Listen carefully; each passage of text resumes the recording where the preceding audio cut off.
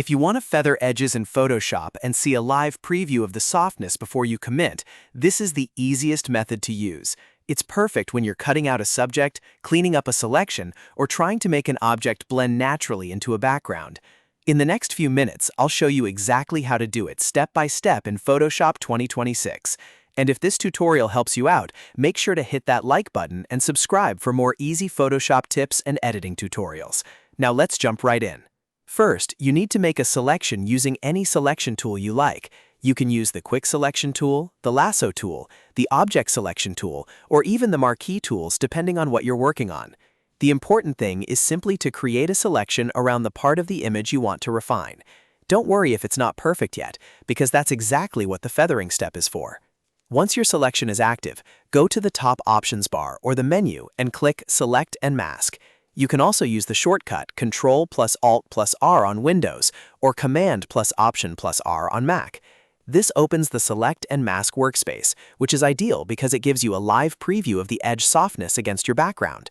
That preview is really useful when you want to see how natural the selection will look before you finalize anything. On the right side of the screen, look for the Properties panel. In that panel, find the Global Refinements section. This is where Photoshop gives you control over the overall edge adjustment. Now locate the feather slider and move it slowly to the right. As you do that, you'll notice the edges of your selection begin to soften in real time. This live preview makes it much easier to judge the exact amount of feathering you need.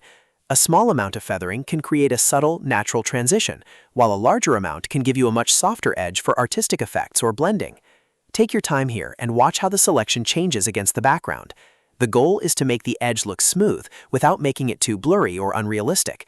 If needed, keep adjusting the feather slider until it looks right for your image.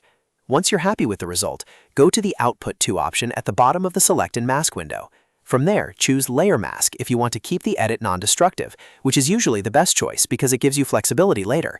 Or if you simply want to save the refined selection itself, choose Selection. After that, click OK to apply the changes. And that's it. You've successfully feathered your selection edges in Photoshop using a method that lets you preview the softness live before finishing. This is one of the best techniques to know because it gives you far more control than guessing and hoping the result looks right. If this video helped, please remember to like this video and subscribe to the channel for more Photoshop tutorials, beginner tips, and editing workflows. Thanks for watching, and I'll see you in the next one.